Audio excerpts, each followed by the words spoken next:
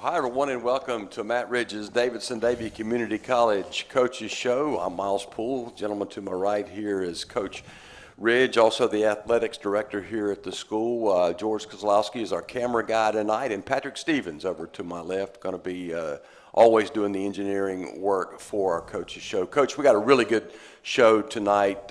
We've got some player interviews, 3 player interviews tonight. So Dylan Castle is going to be here, Colin Burgess, David Gray going to step in here, and a very special guest this evening, former Storm great L.J. Rogers is going to come up and share some thoughts on his time with the program here. Yeah, it was definitely special times when that group played here. L.J. Zai, Javion, that group did some special things. So really appreciate him coming out with his girlfriend Natalie, who was our manager for 5 years. One of the best managers, if not the best we've ever had here. And then we got 3 players, 2 of which that are red shirts, and of course Dylan. So really appreciate these guys staying after practice, especially given the weather situation. Well, we want to remind you that you can ask Coach Ridge or any of our players or guests a question. We'll be following here the Facebook link, and your wife's watching, so she's joined us, Coach. Let's talk about game. Well, I was going to say game since our last coaching show. Really, it's only been one game. So you've had one. You guys are 24-2, 15-1 in conference play. You're still 5th in the country in the national rankings. But we went on the road last Sunday up to Bryan and Stratton to play a second-place team. And you had defeated them 87-78 in your first matchup. A win in this game would give you the regular season championship, and it was a good ball game. 13 ties, I think, 13 lead changes, but you were able to pull away in the end, 106-88. So you clinched the conference championship, regular season championship, #1 seed in the tourney. What were the keys for this road win for you? Well, Bryan Stratton went on a run there in the second half. It got really, really loud. The gym was packed, but I was really proud of how we responded to that adversity on the road in a hostile place. Aiden Taylor was absolutely incredible, 10 of 10 from the field, 4 or 5 from the line.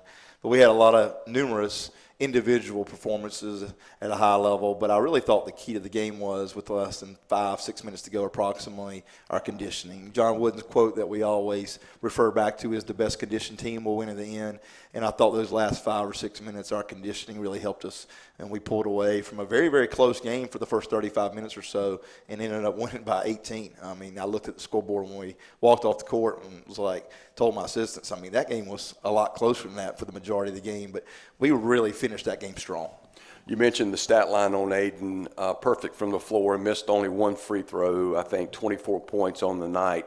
Talk a little bit about his play, if you would, just as he's in his second season now as we're winding down the regular season. Talk about his growth. Well, I think Lamonte and Ethan both get a lot of attention. You know, Ethan's been here now 3 years and had a great career, obviously. Tay's our leading scorer.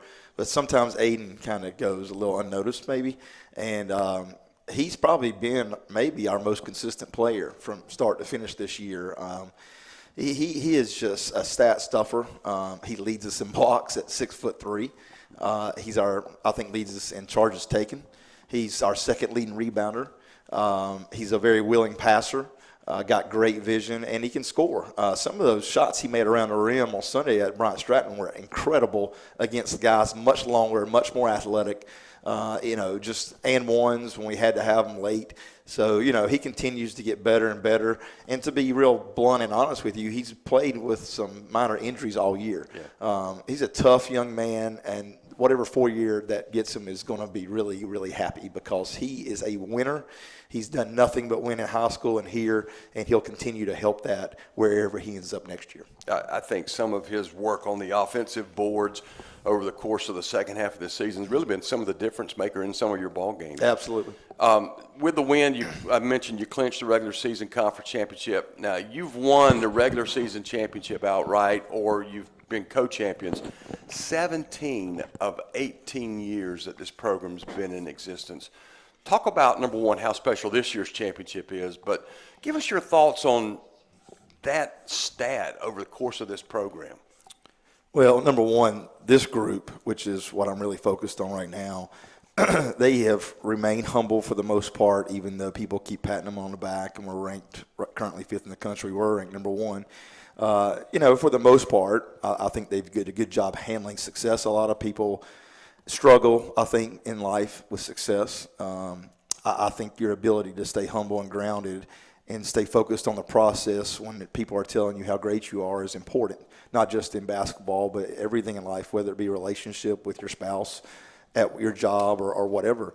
And so this group, over the last month especially, I think they've been more focused on the process, and the results just come from you focusing on getting better every day.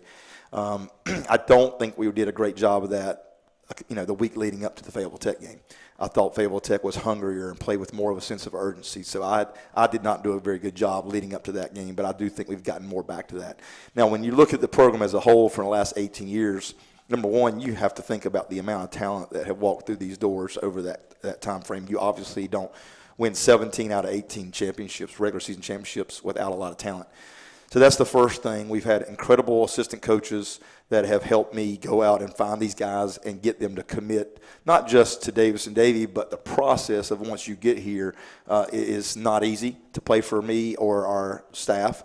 We're very demanding, not just during practice, but outside of practice. And guys like LJ that have came here and completely, thrown themselves into our process, I think they've had a lot of success, not just while they're here because of that, but beyond Davidson-Davie and the habits they developed while they were here. That's one thing that I'm really proud of. It's not just the championships that we've had while we've, been lucky to have guys like LJ and Javion and these guys over here on this year's team, but what they've done beyond Davidson-Davie. They've gone on and helped four-year schools win championships and gotten a four-year degree free, and in some cases like Javion and Zai playing professionally overseas.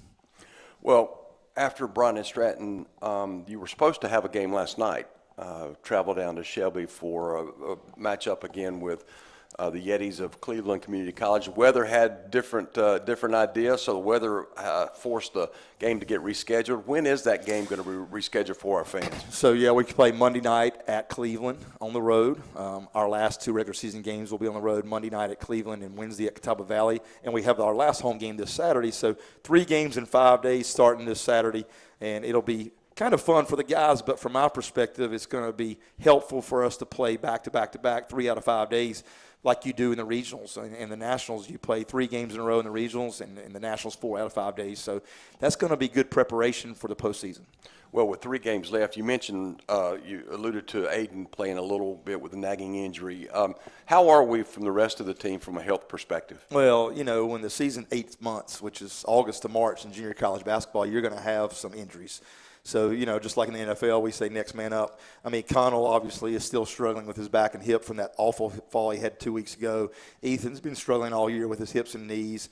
Aiden's ankle, Javier's elbow and finger. Jay Wilk hurt his elbow last week. So there's 5 guys banged up that are nursing some things. But they're all, 4 of the 5 are ready to play if we had to play tomorrow. The only one that's really not is Connell, is kind of day-to-day right now. He's doing some physical therapy, and we hope to have him back before the regionals. Well, as we mentioned before in the opener, you're 5th in the country in the national polls, 24-2, 15-1 in conference play. You clinched that number 1 seed in the upcoming tournament. What does the rest of the conference look like at this point? Well, now Bryant Stratton, I believe, has 6 conference losses. So I think they're kind of right now fighting for that second spot with Pitt and Catawba Valley, and believe it or not, Fayetteville Tech right now has found themselves in 5th place, and I think they can finish as high as 4th, or even maybe in a crazy scenario 3rd, but probably 4th or 5th. So there's a high probability, Miles, if we're fortunate enough to win on the quarterfinals and the regionals, we could potentially see Fayetteville Tech in the semis. So that'll be interesting for our guys and myself in terms of preparation for that game after what happened in Fayetteville. But, there's a bottleneck in the middle of our league with Lewisburg, Cleveland, Fayetteville Tech, Catawba Valley, all those schools. Guilford Tech, I think Guilford Tech's one of the most talented teams in our league, and they're going to probably be in that 8-9 game who we'll play the winner of in the quarterfinals. So there's as much parity in this league as I've ever seen in 18 years. It's scary. Fayetteville Tech, not too many weeks ago, I think they were 0-7 in conference play, and they're 8-8 now, I believe. So the team to watch out for. Jared Bowman said, just a reminder, Aiden Taylor will be interviewed on tonight's Fox 8, 6 o'clock broadcast. That's correct. So if you're at home in about an hour and some change, Fox 8 came out. They're doing a very short story on Davidson-Davie basketball tonight. I think it'll air somewhere around 6:20ish. So if you're at home, folks, please tune in.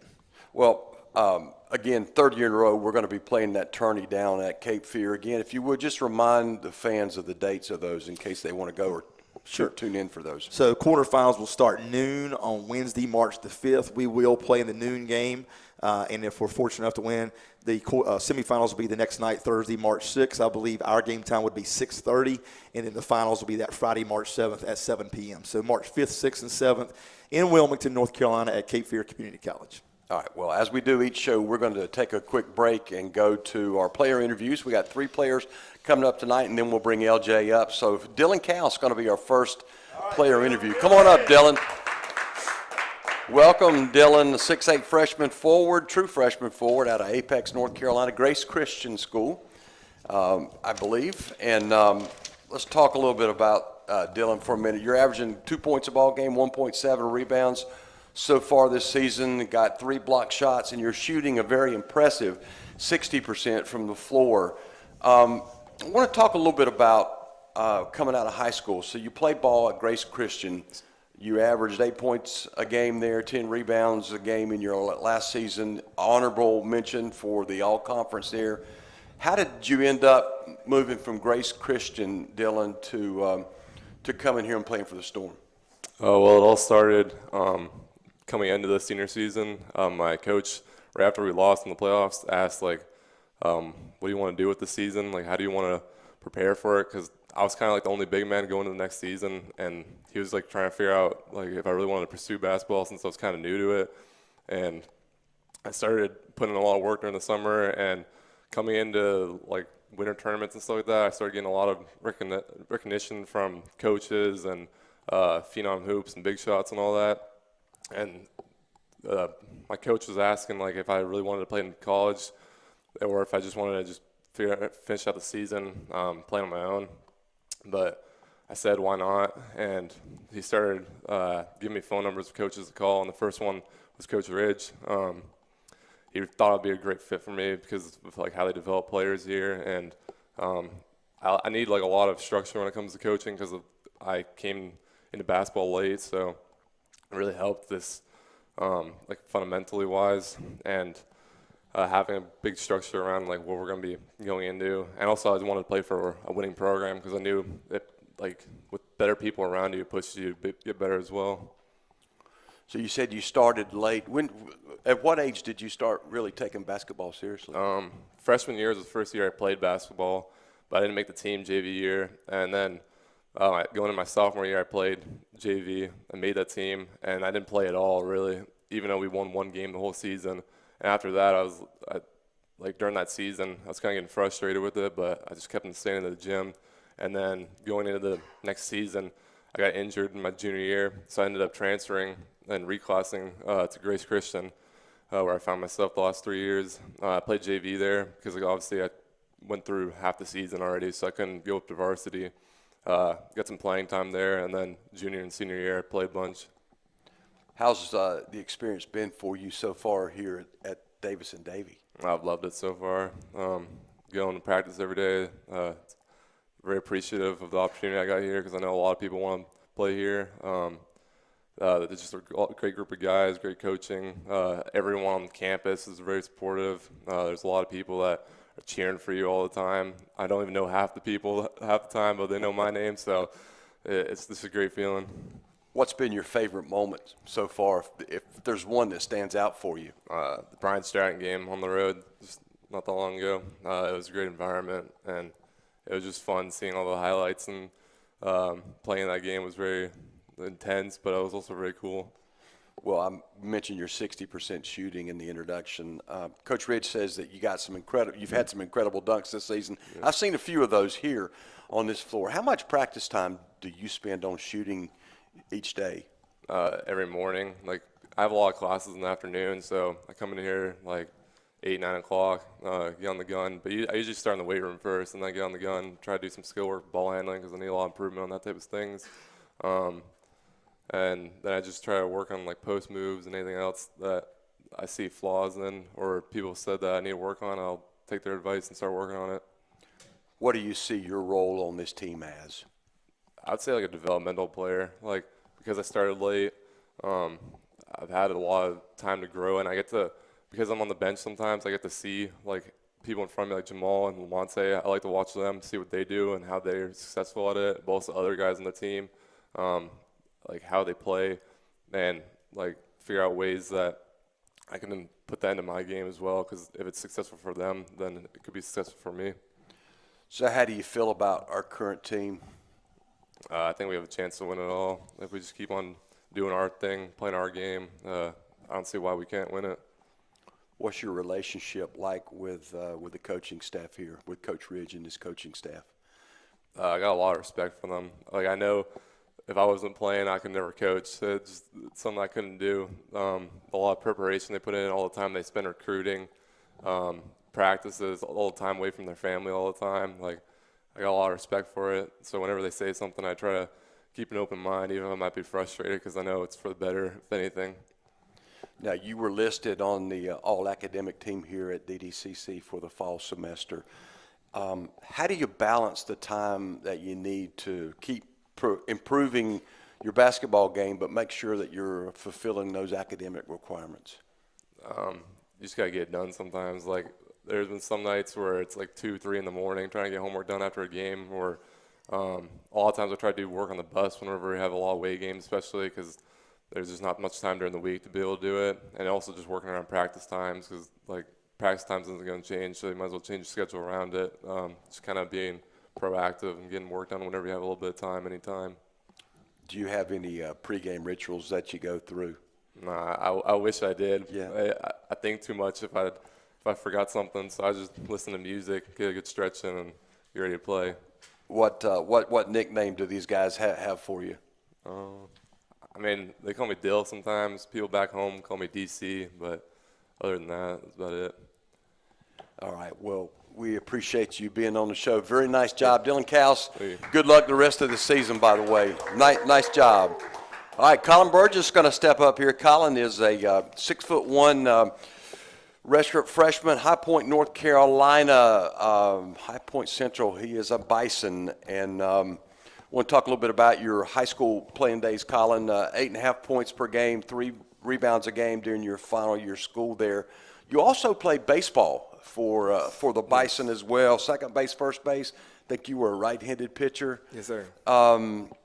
Which sport did you enjoy, or do you enjoy playing the most? When I first got into sports, I really was eyeing baseball more, actually. And later down the line, I realized that I think basketball was a little bit more of my style and how I like to really get into sports and all that. So I kind of shifted my focus over to basketball and kind of took it more seriously once I got into high school, actually.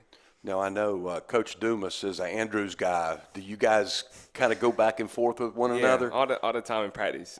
Anytime I miss a free throw, he'd be like, "That's that Central stuff," and I kind of just wipe it off, kind of Bison pride. But yeah, we kind of do just go back and forth. Kind of know the history between Andrews and High Point Central. Well, for our Storm audience, tell us how you came to choose DDC as a place to play out more of your college or play your college basketball. Well, playing at High Point Central, I played under Coach Prince my last year, and I know he knew that I was really the only senior that I wanted to continue my basketball journey in college. So I knew that he had told me that he knew Coach Ridge off rip. So he kind of helped me get into the whole process of like sending out film or creating my own film for myself. And he sent out my film to Coach Ridge. And it was actually between Davidson-Davie, Patrick, and Henry, I think, in Catawba Valley that I was going to apply to and try to play there. Kind of those are the 3 places he had sent my film to. So I was like, well, since Davidson-Davie's down the road, it would make more sense just to go there because it's closer. And then I know I came out to a couple of open gyms. I kind of like the atmosphere. I like I like playing in Brinkley Gym. So it kind of just felt comfortable to me, like off rip. So I kind of just made that decision. Being from the area, I mean, were you aware of the program's history the success that they've had over the last 18 years? The program's history, no. I knew Davidson-Davie was a college because I know we kind of drove past there a couple of times. But I didn't know like the whole basketball history. I really didn't know they were that good coming in. So it kind of shocked me when Coach always tells us how much they be winning over here. Well, what are some of the differences you found between playing at that high school level and being part of this program here? I would definitely say the pace. The pace of it is definitely just, with the whole sense of urgency thing, it's kind of more just, quick, and not really a time of sitting back. Because back in Hypo Central, yeah, we was quick because, Coach Prince kind of coached the same style. But here it's definitely more of just get things done and don't be caught up in the moment so much to the point where you're not able to get to the next play. So you're redshirted. What does the phrase "working while you wait" mean to you here? To me, it really says just whenever you have the time to get better, take advantage of it and get better as much as you can. Because I know, yes, I'm not entirely playing, but I'm learning. I'm learning through practices, through film sessions, even if we go to away games, I'm learning how the guys are on the bus. So it's really just like anytime I have to really get better, and when it comes to basketball, then just take it and just work every day while you can. And I wanted to ask you, because you are involved in the practices and you travel with the team, how tough is it for you to balance the time that you need to keep getting better from a basketball craft, but also make sure you're doing your academic work as well? With that, it's more just time management. I mean, when I don't have classes, if I know I have like an hour and a half before classes, I'll be like, okay, let me go to the weight room right quick, or let me get a couple shots up, go to the free throw line, shoot a couple free throws before classes. And when it comes to like just school and all that, I try to use study hall hours as much as possible, or when I'm at the house, I'll get a couple of assignments done so I can have more time to work on my craft, or just get into the weight room as much as possible. Give us a little insight about how it is to be coached by this man over to your right. It's a roller coaster. You kind of know what's about to come, you kind of know when the drop about to happen, but I mean, it's all love. It's really a good thing, and it's a good way he's coaching. I can see the major difference. Even when I go back to Hypo Central games, I can see the difference in coaching, and I can see how really important it is on how you coach a player. When Coach Ridge, it's really just hard, but it's all love at the end of the day. So you've been here now almost a full season. Tell us what you think about this team. I think it's a good team. I think we definitely have our gray areas, but we have the knowledge to really get better at those areas. But overall, I think it's a really good team. We have the talent and we have the maturity to really just push through any team that we come across. A couple final questions for you, Colin. Goals that you set for this year, or maybe goals that you've got for life after you finish here at DDCC? I would say overall get a D1 body for sure, because I know I want to pursue basketball to a 4-year. I would definitely say try to find something, or I guess when it comes to academics, find a way for me to have something other than basketball, if that makes sense. And nickname? I don't really, I mean. You got to have a nickname. Some people on the team, they like to say I'm like the strongest guy on the team, or I know some people call me one. I know Coach Dumas calls me C, but I mean, I really have one. He doesn't call you Bison, though. No. Okay. All right. Well, we're glad you chose basketball over baseball, and we're glad you're here. Yes, sir. Look forward to seeing you next year on the court. Yes, sir. Yeah, nice job, Colin. Colin Burgess. Next up, David Gray going to step up here. David is also redshirt freshman, 5'11" guard out of Winston-Salem, North Carolina, East Forsyth.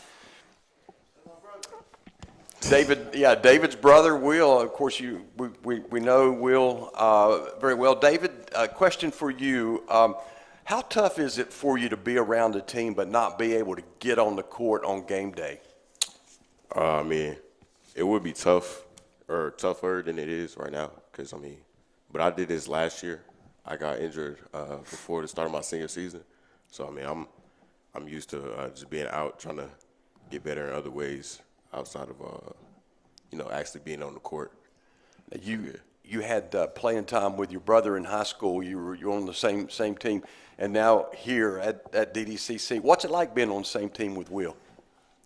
Man, it's just, it's fun because, I get to be competitive with him. In high school, that's all we did, just joke around in practice, compete against each other. Yeah. How competitive are the two of you? We always been competitive, we're little, play one-on-one at the gym on weekends, playing king of the court against each other. So who's got the better game? Definitely me. Okay. I knew you were going to say that, and Will's throwing his hands up over there.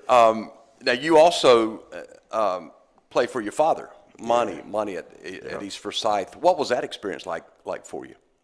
All around, it was good, but I mean, it was rough days, after a bad game on the way home. He gonna get on you a little bit, but it was all love. Did you feel like he was tougher on you guys, you and Will, than he was on the other players? Yeah, Yeah. for sure. How did you decide to come to DDCC?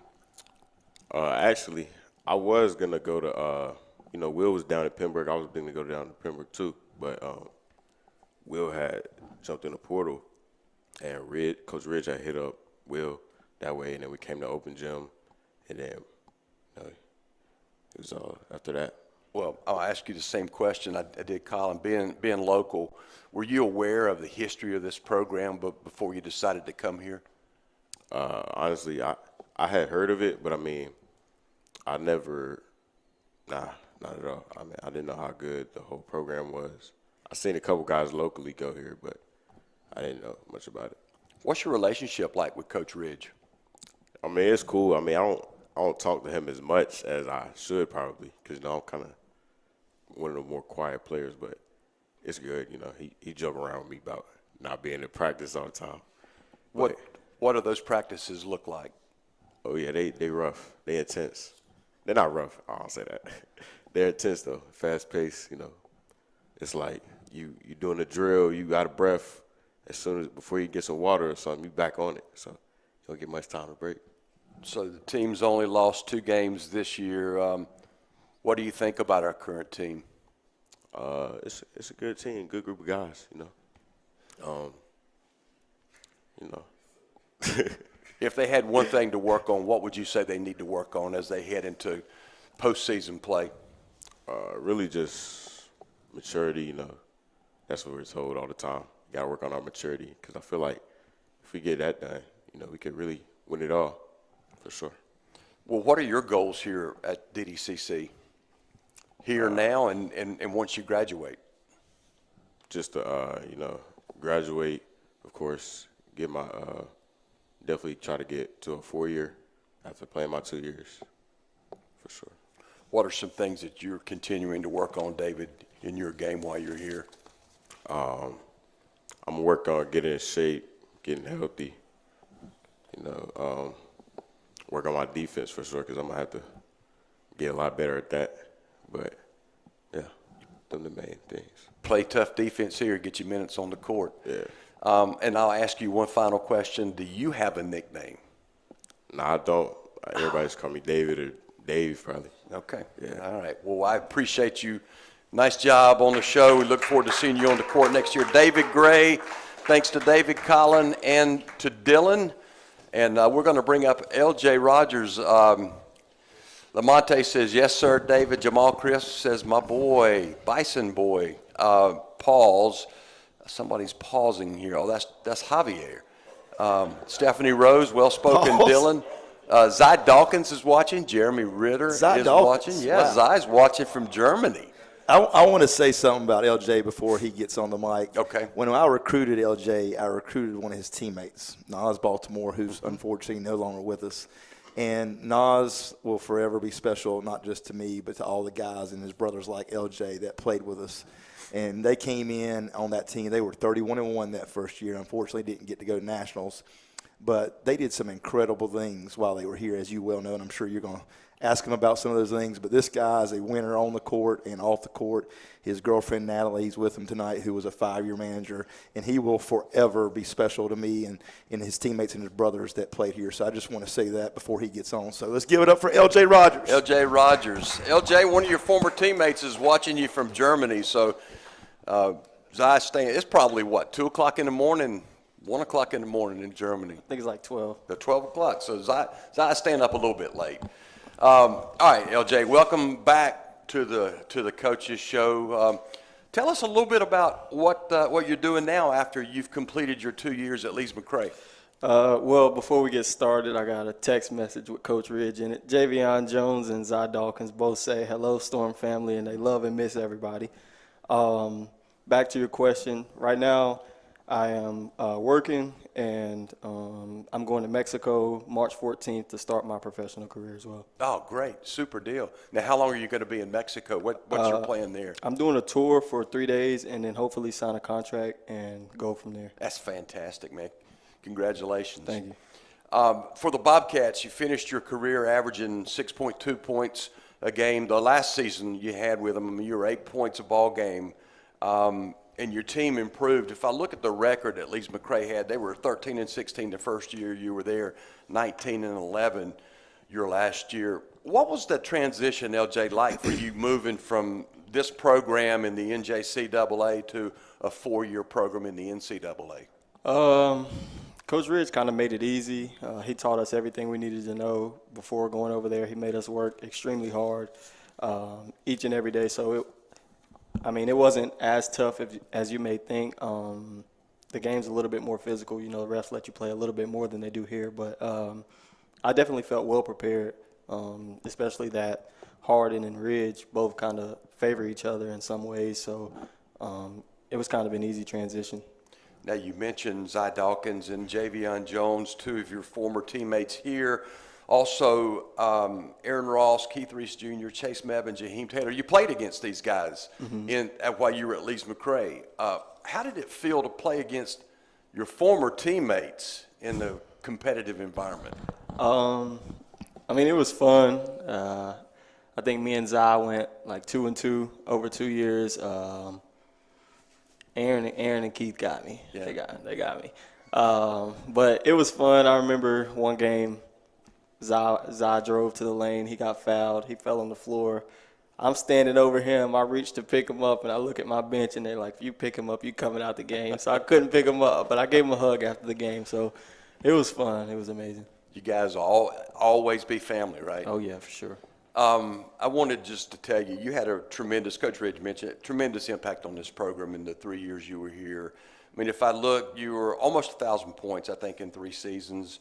Team was 87-7 over the period of time you were here, 48-0 right here on this court. You guys never lost a game out here. You made it to 2 national final games. Probably would have had a third one in 2019-2020 if COVID hadn't hit. You guys were 31-1 that year. Out of all of that stuff, what were some of one of your favorite moments for the 3 years that you remember this team? Probably Illinois, Coach Ridge, van rides. People don't understand how close we got. Sometimes he even had to set a boundary and tell us, like, I'm still your coach. I'm not one of the boys. It was so fun. Just every day being around a bunch of people who want to see you win as much as you want to win yourself there's nothing like it. I think they spoke about it, how the community here, everybody knows you no matter, if you're playing 20 minutes a game or if you're playing 0 minutes a game, everybody knows you here and they treat you like family. So overall, my whole experience here was amazing. I wouldn't change it for the world. After your second year here, you had a chance to move on to a 4-year school. But due to the COVID rules, you were allowed to play a third year if you wanted to. You chose to come back. Mm-hmm. You and a couple teammates decided to come back and play that extra year. What was some things that played into that decision for you? Honestly, Ridge tried to push us out. He told us, he's like, look, y'all need to take this. You never know what can happen. But we wanted to win. Not as much for ourselves, but we really wanted to get one for Ridge. We felt like he deserved it. And we wanted to be the ones to give it to him. So that was kind of the whole big decision. We talked about it, I think, before before we even got back on the plane. We're like, I'm coming back. And he's like, y'all need to think about this. We're like, I'm coming back. So, sign me right now. I'm ready. Well, we're so happy you guys did come back. And you had a great year, your third season here. And a little bit leads into my next question. I think you're alluding to it here. Your thoughts about the program and really the job that Coach Ridge has done here and his coaching staff have done here over the last 18 years. It's more than basketball, isn't it? Oh, yeah. Him and Coach Allen, I didn't get to play for Dumas, but him and Coach Allen are amazing. They care about you more than just a basketball player.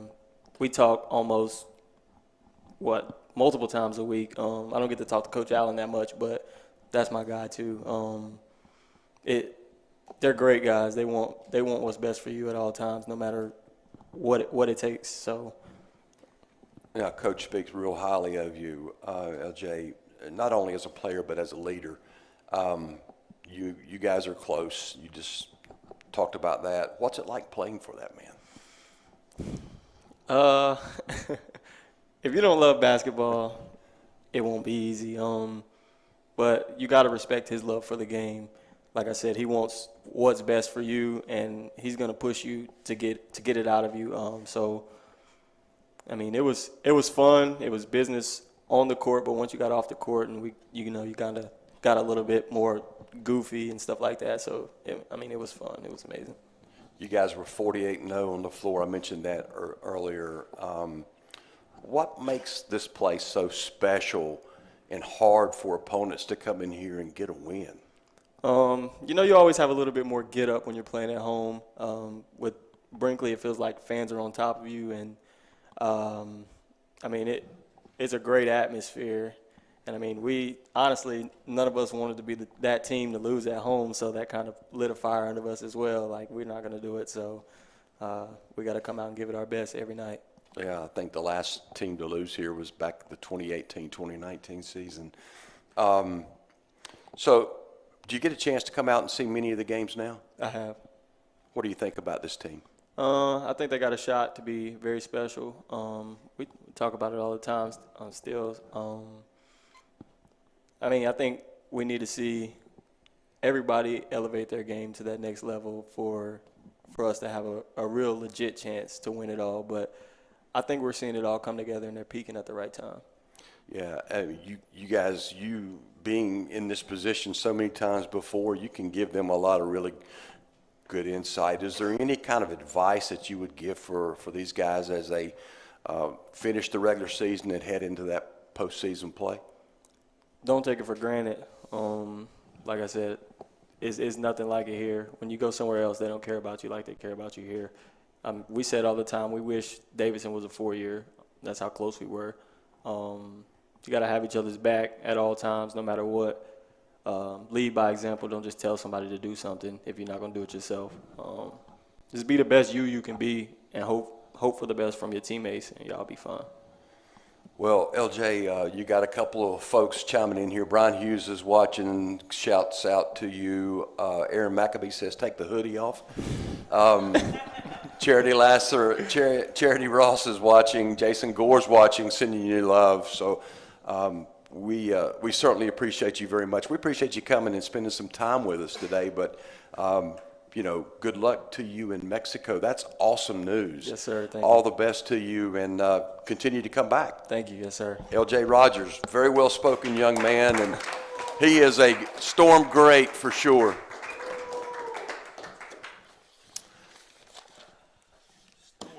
Man, Storm great. That's well said. Yeah, absolutely.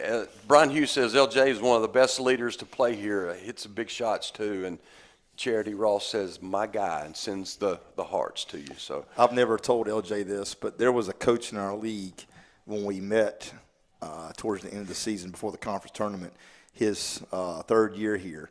And when we had the discussion about all region, player of the year, there was a coach in our league after, I talked about Javion, LJ, and Zai, the guys that I was nominating, that said in front of the whole coaches in the entire region that LJ should be the player of the year in the league. So his respect wasn't just from Storm family. He got respect around the entire region. And he was certainly one of the best players in the whole region. You know what impressed me about his career here? It was fun to watch him play, and I mentioned almost 1,000 career points here. But year over year, his defense it was incredible. The way he grew defensively, he was a lockdown guy when he left here. To go from where he was the first several months as a freshman to where he left is maybe the most dramatic change in mindset of anybody I've ever coached defensively. He went from not very good to one of the most elite defenders we've ever had. And that's a fact. Is there a way you can get him back to play another year? I would love to. I'd have to take a professional job, I guess, in freaking Mexico for that to happen. Yeah.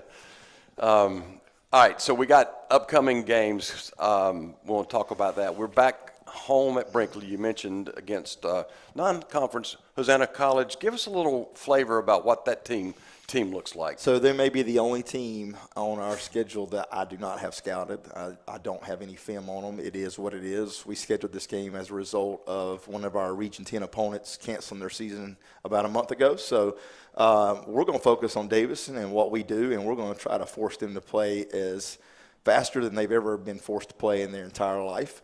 We're going to do all sorts of things to speed it up. So if you're wanting to see some fast-paced basketball, come out to Brinkley Gym this Saturday. I looked for some information on them too. I couldn't even find a roster for them. The only way I got a roster was keep calling their coach, and he finally sent it to me. Oh, I may ask you to send that to me tomorrow if you don't mind. Sure. All right, so we do have some regular season conference games left. So we got the Monday game you mentioned against Cleveland Community, and then Wednesday we finish it out at Catawba Valley. What do we expect from the Yetis and from the Red Hawks in these final road matchups? Well, the Yetis are very talented.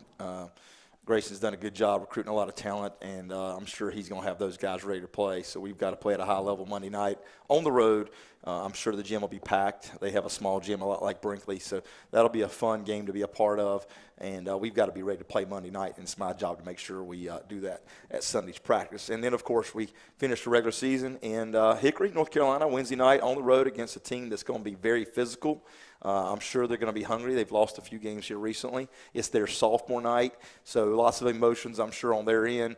They have a ton of shooters, and their point guard tries to get downhill almost every single possession. So we're going to have to defend and be physical and rebound the basketball Wednesday night.